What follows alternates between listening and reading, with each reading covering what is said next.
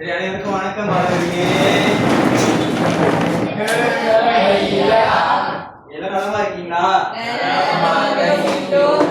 சாப்பிட்டீங்களா? இன்றைய வகுப்புக்கு நம்ம போலாமா? பாருங்க,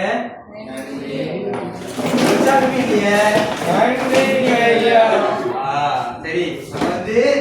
ஐயா வந்து வகுப்புக்கு வரணும் என்ன எடுத்துட்டு வந்தேன் பாத்தீங்களா? வேட்டி இருந்துச்சு, அப்புறம் லைட் எரியுது. ஓகே, அப்புறம் எல்லாம் இருக்கு தானே? சரி, ஐயா வந்து அப்புறம் விளக்குறேன். இப்ப எனக்கு வந்து ஐயா என்ன பண்ணணும்னா, ஒரு குழுல இருந்து ஒரு நெகிழா எழுந்திருங்க, ரூபி எழுந்திருங்க, எழுந்திருங்க, மனுஷா எழுந்திருங்க. அந்த அங்க இருக்கிற அந்த பொம்மை கிட்ட போயிட்டு அங்க சால் இருக்கும், எடுத்துட்டு வாங்க. போயிட்டு சீக்கிரமா விரைவா செயல்படுங்க. அது தொடங்க.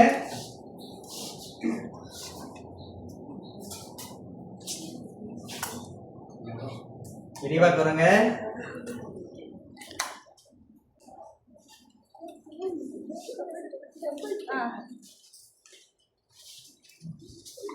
பின்னாடி வந்து ஐயா வந்து பசை ஒட்டி இருக்கனா இல்லையா? பசை எடுத்து விட்டுங்க.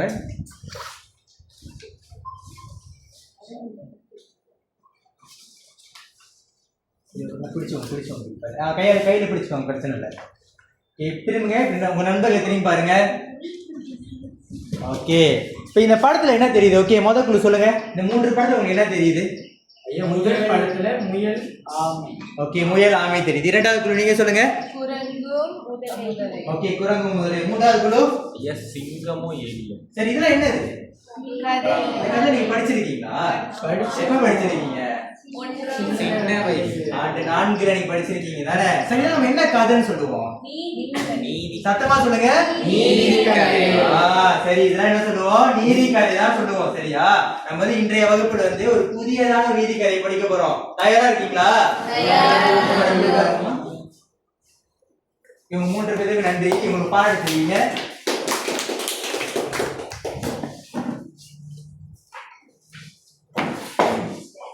சரி, நீதி கதைக்கு போலாமா? ஓகே, இப்ப ஐயா வந்து இந்த சுழற் சக்கரத்தை சுத்துவேன். யார் வந்து அதிர்ஷ்டசாலி அந்த பேர் வருதோ அவங்க வந்து முன் வரணும். ஓகேயா?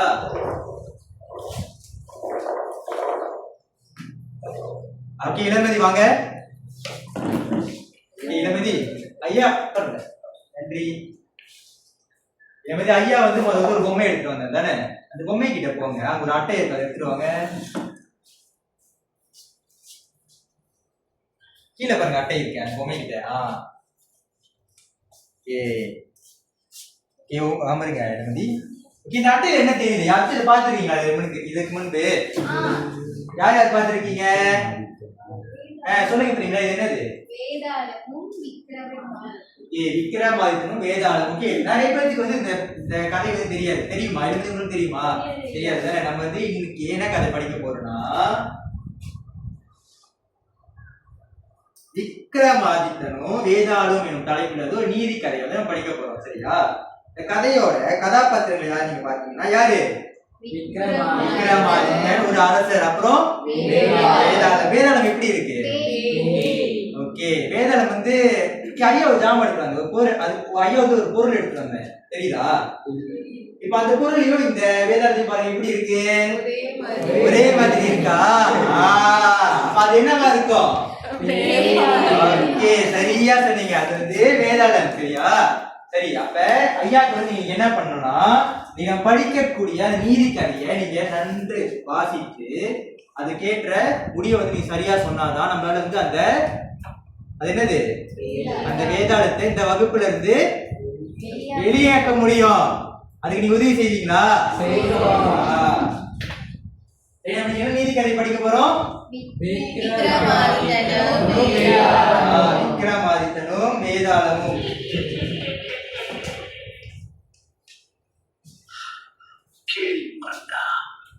நான் உனக்கு ஒரு கதை சொல்கிறேன்.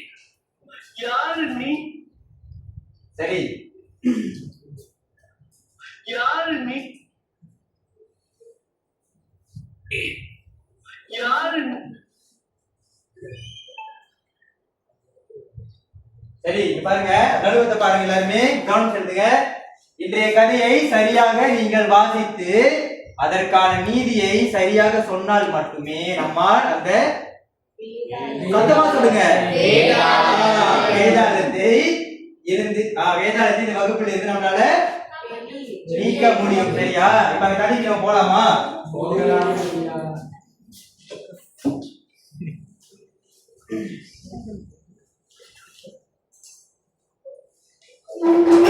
ஐயா வந்து சரி ஐயா வந்து இப்ப உங்க எல்லாருக்கும் வாசி பகுதி தருவேன். அது வாசிப்பு பகுதியை ஒரு நிமிடத்திற்கு வந்து என்ன செய்யணும்னா மௌன வாசிப்பு செய்யணும். ஐயா வந்து நடுத்துல போட்டு காட்டியிருக்கேன், நீங்க அங்கேயும் பார்க்கலாம்.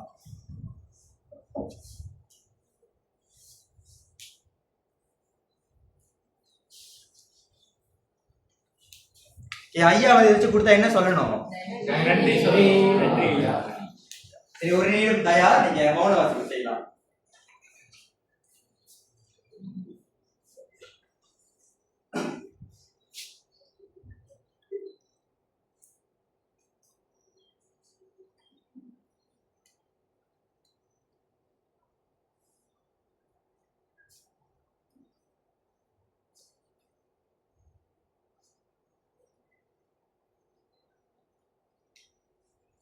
சரி, எல்லாரும் மௌன வாசிப்பு செஞ்சாச்சா? ஓகே, சரி. இப்பொழுது வந்து நம்ம ஒருவர் பின் ஒருவரா வந்து இப்ப இந்த வாசிப்பு வந்து நீங்க வாசிக்க போறீங்க. எப்படி தெரியுமா? ஓகே, முதல் வாக்கியத்தை வாசிங்க. அனைத்து மாணவர்களுக்கும் விளங்கும்படி எப்படி வாசிக்கணும்? சரியான வேகம், துணி, உச்சரிப்பு, பின்னர் நிறுத்த குறிகளுக்கு இப்ப வாசிக்கணும். ஐயா வந்து பின்னர் வகுப்புலயே சொல்லியிருக்கேன் எப்படி வந்து நீங்க சரியான வேகம், துணி, உச்சரிப்போட வாசிக்கணும் இல்லையா? அதற்கேற்ற மாதிரி நீங்க வாசிக்கணும். ஓகே, முதல்ல வந்து வாசிப்பதற்கு முன்பு ஐயா கொடுக்கின்ற இந்த மதிப்பாட்டை வந்து பெற்றுக்கொள்ளுங்க. நன்றி ஐயா. வாழ்த்துக்கள் சார். ஆசிரியர் கொடுத்த என்ன சொல்லுங்க தனிஷா? நன்றி.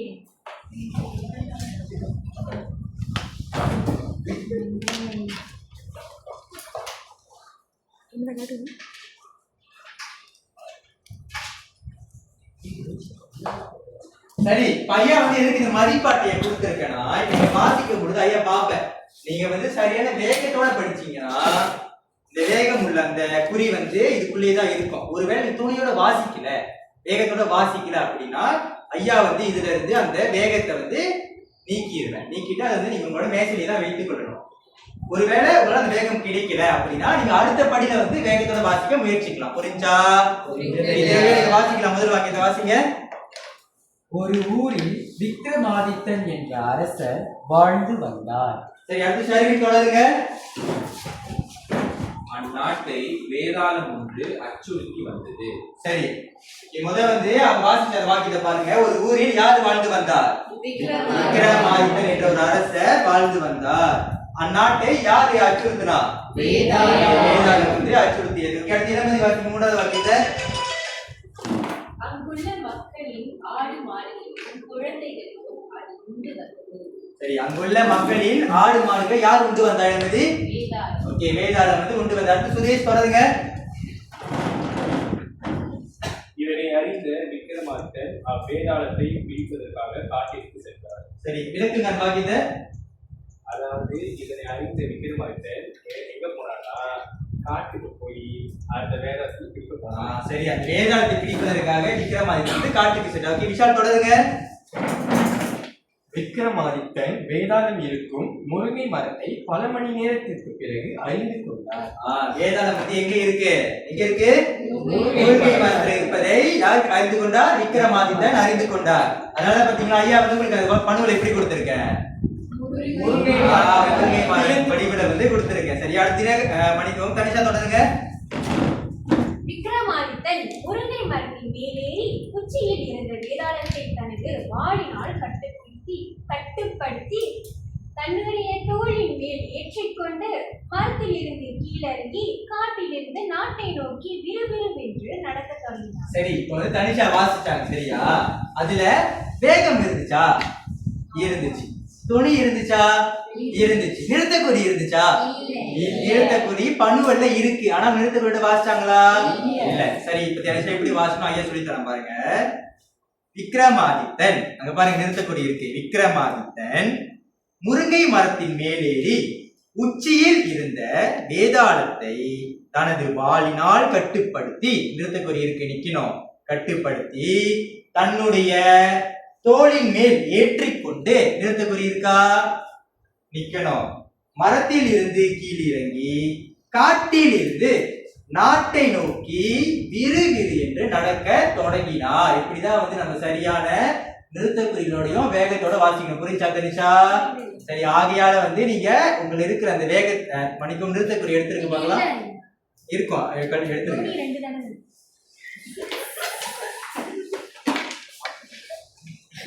நிறுத்தக்குறி எடுத்துருங்க தனிஷா. ஏன் அடுத்த படியில வந்து முயற்சிக்கலாம். சரியா? அந்த நிறுத்தக்குறியோட வாசிப்பதற்கு. ஓகே, அடுத்து ஷாலினி தொடருங்க. தன்னை தனது தோளின் மேல் சுமந்து கொண்டு மௌனமாக நடந்து செல்லும் விக்ரமாதித்தனை பார்த்து வேதாளம் பேச தொடங்கியது. இப்ப வந்து விக்ரமாதித்தன் வந்து வேதாளத்தை பிடித்து விட்டார். சரியா? பிடித்து விட்டு இப்ப அந்த வேதாளம் வந்து யார்கிட்ட பேசிக்கிட்டு இருக்கு? யார்கிட்ட பேசிக்கிட்டு இருக்கு? விக்ரமாதித்தன் பேசிக்கிட்டு இருக்கு. ஓகே, பிரியனா தொடருங்க அடுத்த வாக்கியத்தை. விக்ரமாதித்த மன்னனே, ஒரு நாட்டின் அரசனாக இருந்தும் கூட என்னை சிறைப்பிடிக்க உன் வீரர்களை அனுப்பாமல் நீயே தனியாக வந்திருப்பதை பார்க்கும் பொழுது எனக்கு முன்காலத்தில் தமிழகத்தை ஆட்சி செய்த ஒரு சிற்றரசன் கதைதான் நினைவுக்கு வருகிறது.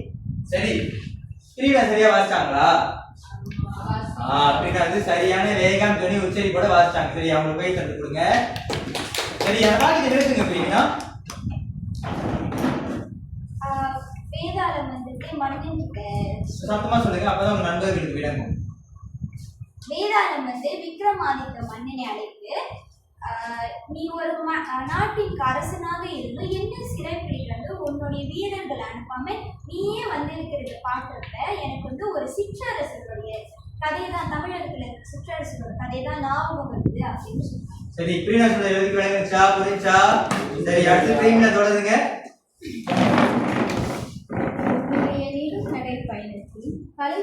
விளங்குதா? உன்னுடைய நெடும் நடை பயணத்தின் களைப்பு தெரியாமல் இருக்க அவனுடைய கதையை கூறுகிறேன், கேட்பாயாக. கதையை கூறுகிறாங்க. என்ன இருக்கு? கூறுகிறேன். நிறுத்தக்குறி வந்து கொஞ்சம் நிப்பாட்டி கேட்பாயாக அப்படின்னு சொல்லணும். புரிஞ்சா? சரி, இப்போ வந்து வாசிப்பது வாசிட்டீங்க தானே? வாசிட்டீங்களா இல்லையா? சரி, முதல்ல வந்து இந்த கதையோட ஆரம்பம் எப்படி ஆரம்பிக்குது? இந்த கதையோட நாட்டு அரசர் யாரு? விக்ரமாதித்தன். அப்ப விக்ரமாதித்தன் வந்து யாரை தேடி போறாரு?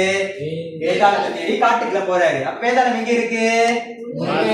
சரி, முருங்கை மரத்துல இருக்கு. அதுக்கப்புறம் விக்ரமாதித்தன் என்ன செஞ்சாரு ரூபி?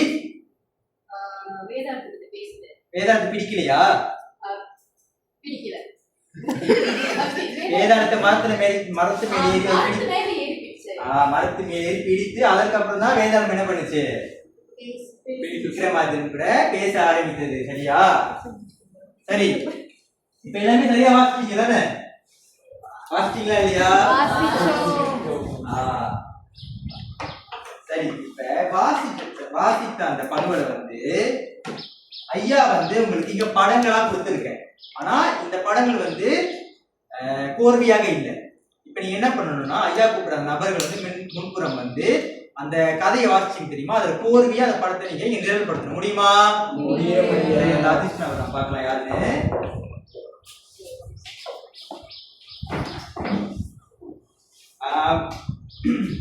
திவிஷா வாங்க.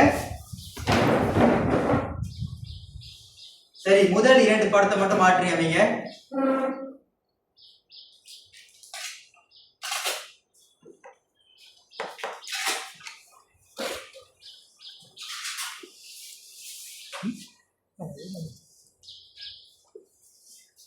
சரி, மாற்றி அமைச்சாச்சா? அமைத்து விட்டேன் ஐயா. சரி, இப்ப அடுத்த நபர்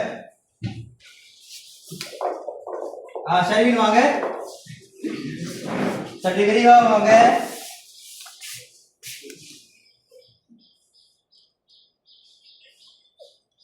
சரி, முதல்ல வந்து திவிஷா என்ன பண்ணிருக்காங்க? உங்க நண்பர்கிட்ட காட்டுங்க முத. அப்படி முதல்ல வந்து விக்ரமாதித்தன் மன்னர் இருந்தாரு. அப்புறம் அவர் என்ன பண்ணாரு, காட்டுக்குள்ள போனாரு. சரியா, காட்டுக்குள்ள போய் யாரை பார்த்தாரு, வேதாளத்தை பார்த்திருக்காரு. சரியா, அப்புறம் அடுத்து வேதாளத்தை பார்த்தவுடன் வேதாளத்தை மரத்து மேல ஏறி வேதாளத்தை பிடித்தாரு. சரியா, அதுக்கப்புறம் வேதாளத்து கூட பேச ஆரம்பித்தார். அதுக்கப்புறம் வேதாளம் என்ன பண்ணுச்சு, ஓகே ஒரு கதை சொல்ல ஆரம்பிச்சிருச்சு. சரியா, ஓகே சரி வந்து சரியானதான் சரி. இப்ப வந்து நீங்க அனைவரும் வந்து அந்த முதல் பகுதியை வாசிச்சுட்டு அந்த கதையோட படத்தை நேர்படுத்திருக்கீங்க. சரியா, இப்ப ஐயா வந்து இப்ப நீங்க குழுமுறையில தானே இருக்கீங்க. ஐயா வந்து ஒவ்வொரு குழுவுக்கும் வெவ்வேறான பணுவல் வந்து கொடுத்துருக்கேன். அந்த பணுவலை வாசிக்கும் போது கவனமாக.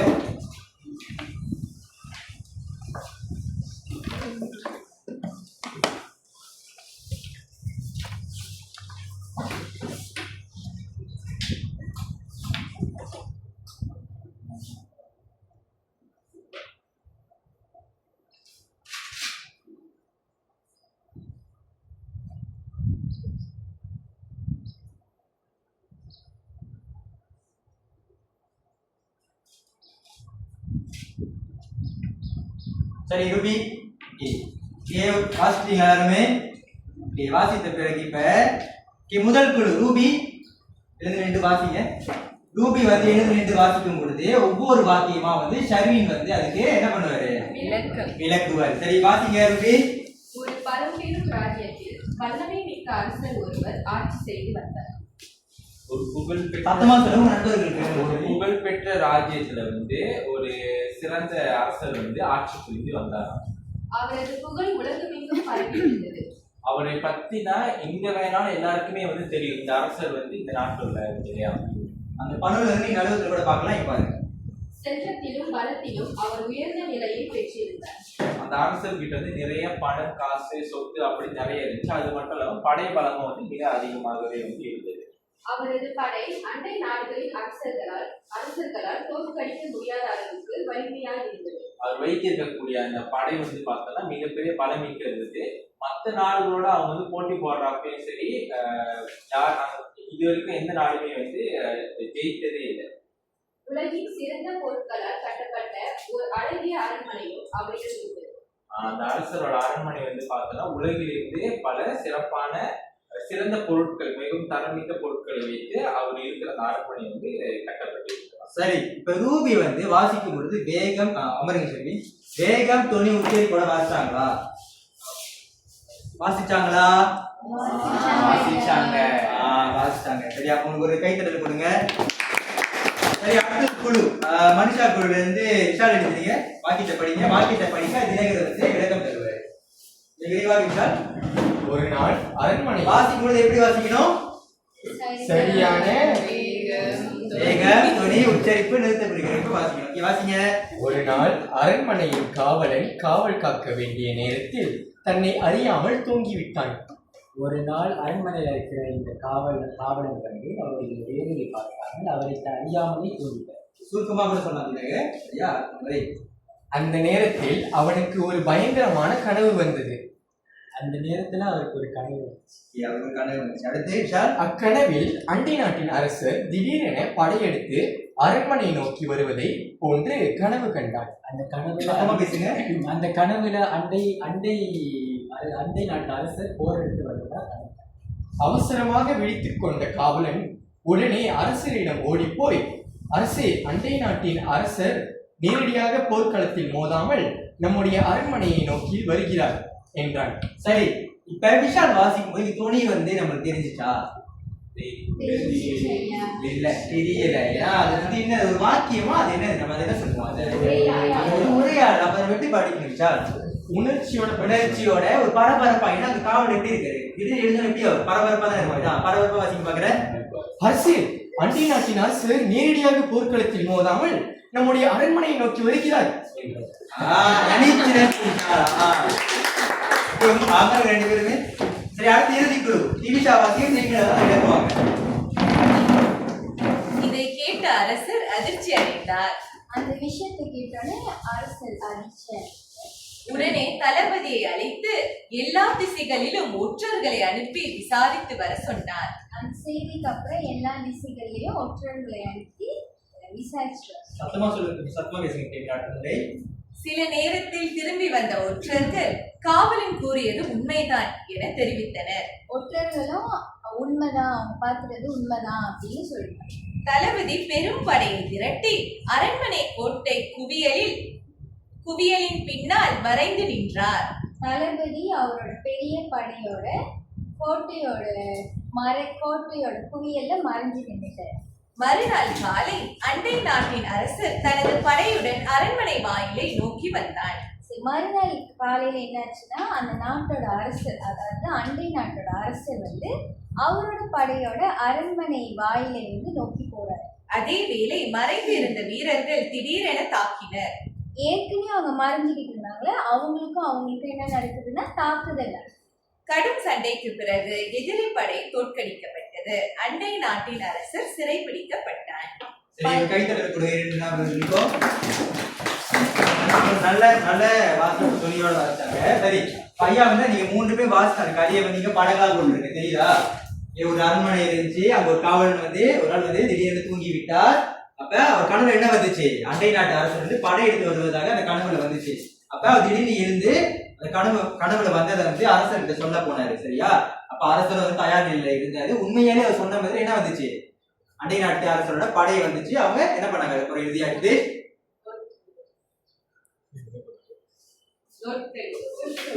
அந்த அண்டை நாட்டு படைய வெடிச்சாங்க. ஓகேவா? சரி, இறுதி படத்துல என்ன போட்டிருக்க? இதுக்கப்புறம் என்ன நடந்திருக்கும் கேட்டீங்களா?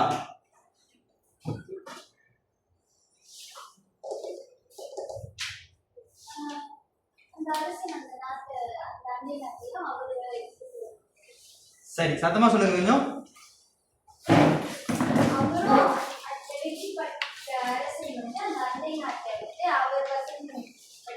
சரி, அப்படிதான் நடந்துச்சா நம்ம பார்க்கலாமா? சரி, ஐயா வந்து இப்ப உங்களுக்கு இது 1 நிமிடம் தரேன். ஐயா கொடுத்து இந்த வாசிப்பு பகுதியை விரைவா வாசித்து பாக்குறேன்.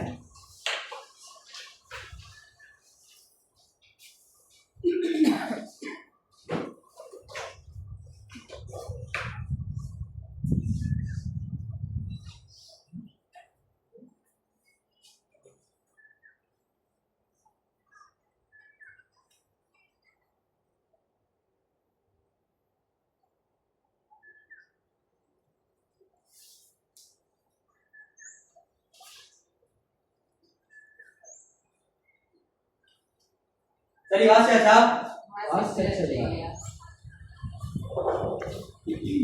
சுதேஷ் வாசித்தது அந்த கதையை சொல்லுங்க பாக்குறேன் ஐயா கிட்ட. நீ மௌன வாசிப்பு செஞ்சீங்க தானே? இந்த கதையை சொல்லுங்க சுதேஷ். நீ விரிவா சொல்லுங்க. அங்க இருக்கிறத வாசிக்க கூடாது, நீங்க வாசித்ததுல புரிதலை சொல்லணும் ஐயா கிட்ட. சரி, முதல்ல வந்து அரசர் வந்து ரொம்ப மகிழ்ச்சியா இருந்தாரு. ஏன் மகிழ்ச்சியா இருந்தாருன்னா, அந்த காவல் வந்து கனவுல வந்த ஒரு விஷயத்தை வந்து அரசருக்கு சொன்னனால எச்சரித்தனால வந்து அந்த அரசர் வந்து மகிழ்ச்சியா இருந்தாரு. சரி, அங்கேயே நிறுத்துங்க. எனக்கு அந்த கதையை தொடர்ந்து பாக்குறேன். அப்போ அரசர் வந்து அந்த நாட்டை காப்பாற்றுவதற்காக அந்த அரசருக்கு வந்து காவலனுக்கு என்ன கொடுத்தாரு? அது எப்படி உனக்கு இந்த செய்தி தெரிய வந்தது என்று கேட்ட பிறகு என்ன கொடுத்தாரு? தங்க நாணயங்க கொடுத்தாரு. ஓகே, அமருங்க. தினங்க தனிஷா, இது என்ன நடந்துச்சு தனிஷா? அவரை வந்து தங்க நாணயம் கொடுத்தாரு. ஆனா வந்து அவரை வந்து வேலையை நீக்கிட்டாரு. சரி, கதையோட இறுதியில வந்து அந்த மன்னர் வந்து என்ன செஞ்சாரு? அந்த காவலனை வேலையை விட்டு நீக்கிட்டாரு. ஏன் காவலனை வேலையை விட்டு நீக்கிருக்காரு? ஐயா வேலை செய்யும்போது அவன் தூங்கணும். சரி, ஐயா வந்து உங்களுக்கு முதல் 1 நிமிடம் தரேன். ஐயா கொடுத்த அந்த இடத்துல விரிவா எழுதுங்க பாக்குறேன். சரி, அதற்கு முன்பு ஐயா வந்து உங்களுக்காக ஒரு சிறப்பான ஒரு விஷயத்தை வந்து தயார் செஞ்சிருக்கேன். நீங்க வந்து உங்களையே வந்து அரசரா வந்து நீங்க கற்பனை செய்து கொண்டு ஏன் அந்த அரசர் அப்படி செஞ்சாருன்னு நீங்க அந்த காலம் எழுதலாம். விரிவா எழுதுங்க.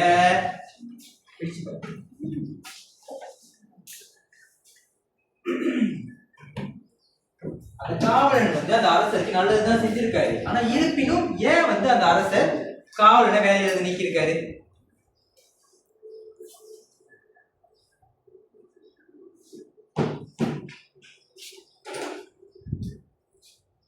ஒண்ணு ஞாபகம் வச்சுக்கோங்க. நீங்க இந்த கதையோட இதை சரியா சொன்னா மட்டும்தான் நம்மளால இந்த வேதாளத்தை என்ன செய்ய முடியும்? சரி, வெளியாக்க முடியும். இந்த வகுப்பறையில இருந்து வெளியாக்க முடியும்.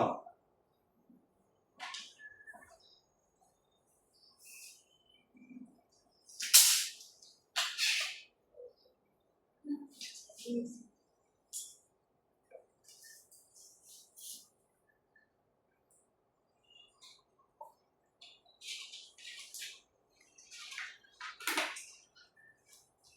எழுதியாச்சா? சரி இப்ப அந்த குழந்தை ஒரு நிகழ்ச்சி சொல்லுங்க. ஏன் குருவியை அரசர் வந்து வெளியேற்றிருப்பாரு? பொறுப்புணர்ச்சி இல்ல. சரி நன்றி, அமருங்க. இந்த குழுல சால்வி சொல்லுங்க. காவல் வந்து தன்னுடைய வேலையை செய்யாதனால ஆனா அவர் வேலை செஞ்சிருக்காரு, அரசர் சொல்லியிருக்காரு. ஆனா அவரோட அந்த அரண்மனை அவர் வந்து பாதுகாக்காம தூங்கினால. சரி நன்றி, அமருங்க. ஓகே மனுஷா நீங்க சொல்லுங்க.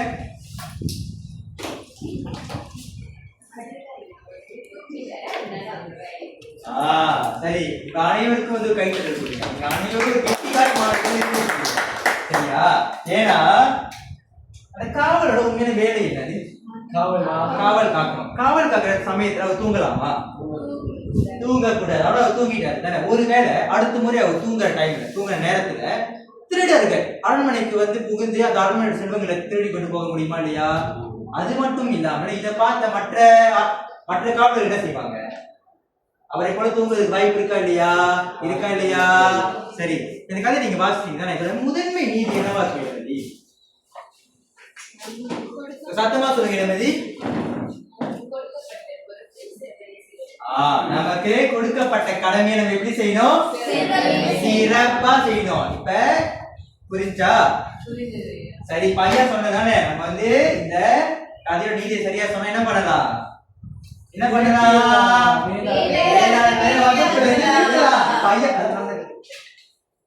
இப்ப இந்த வேலை நம்ம வகுப்பு இருக்கலாமா? ஐயாவை விட்டுறேன். 1 2 3 சொல்லுங்க. இப்ப இந்த வேதாளத்தை மகிழ்ச்சியாக இந்த வகுப்புல விரட்டலாம். 1 2 3.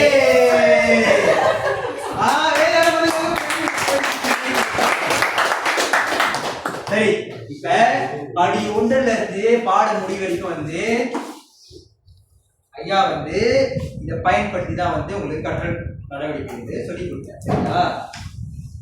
சரி இதை பார்த்தீங்கன்னா இதை நீங்க வந்து இப்படி ஒன்றிணைத்து பார்த்தீங்கன்னா இந்த கதையோட முழு கதை வந்து இந்த மானூல்ல இருக்கும். பார்த்தீங்கன்னா முதல் பகுதி பிறகு அந்த கதையோட தொடக்க, அந்த கதையோட அடுத்த பகுதி, பிறகு இன்னொன்னு ஐயா வந்து உங்களுக்கு சில நடவடிக்கைகள் இந்த மானூல்ல வச்சிருக்கேன். சரியா? அப்ப இந்த கதையோட இறுதி வந்து இங்க இருக்கும். அப்ப உங்களுக்கு எப்பெல்லாம் நேரம் கிடைக்குதோ அப்பெல்லாம் வந்து இந்த கதையை நீங்க மீண்டும் மீட்டுணர்வு செய்து இவ்வளவு நடவடிக்கைகளை செய்து பார்க்கலாம். புரிஞ்சா?